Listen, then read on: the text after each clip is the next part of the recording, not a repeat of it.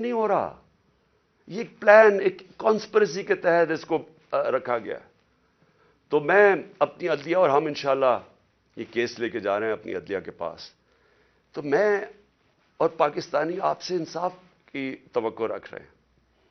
ہم یہ بھی چاہتے ہیں کہ یہ جو اب فواد چودھری سے ہو رہا ہے اور یہ جو آگے ہونے جا رہا ہے، میں ابھی آپ کو پیشن گوئی کرتا ہوں کیونکہ ان کو سب سے بڑا جس آواز بند کرنی ہے وہ عمران خان کی ہے، تو وہ پورا پلان بنا ہوا ہے ان کا. میں ابھی پیشن گوئی کر رہا ہوں. ہم اپنی عدلیہ سے ایکسپیکٹ کرتے ہیں کہ ہمارے فنڈامنٹل رائٹس کو پروٹیکٹ کریں.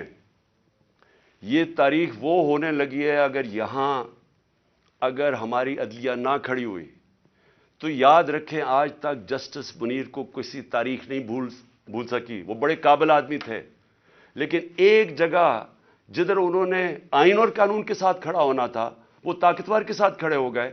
اس ملک نے بھاری قیمت ادا کی ہے اس کی، اور اس کے بعد قیمت ادا کرتے گئے. اس وقت قوم آپ سے ایکسپیکٹ کر رہی ہے، موزز ججز، قوم آپ سے ایکسپیکٹ کر رہی ہے کہ ہمارے حقوق کی حفاظت کریں، ہماری جمہوریت کو بچائیں.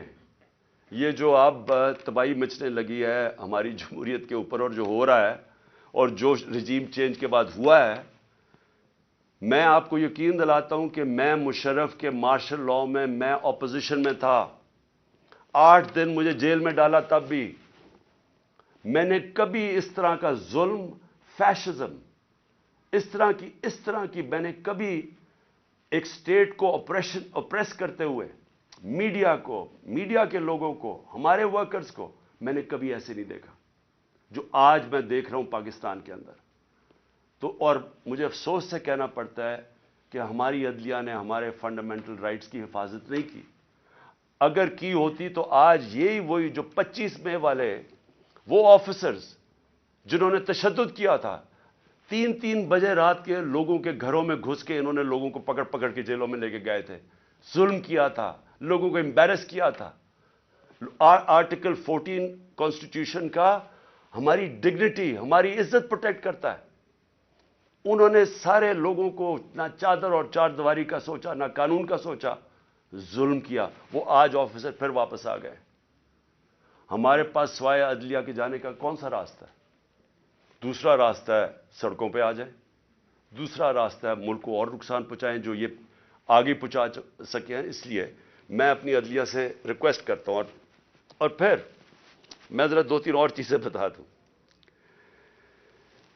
جے آئی ٹی، اب جے آئی ٹی بنی تھی، میرے اوپر قاتلانہ حملہ ہوتا ہے.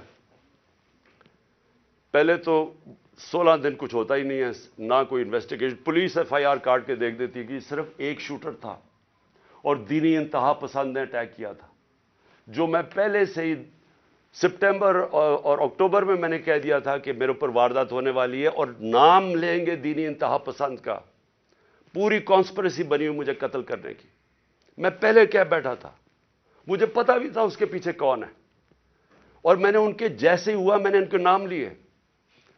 اپنی حکومت ہوتے ہوئے، پنجاب پولیس ہمارے نیچے ہوتے ہوئے میں اپنی ایف آئی آر نہیں کٹوا سکا. اور مجھے پتا ہے میں کیوں نہیں کٹوا سکا، کیونکہ دوسری طرف طاقتور لوگ تھے.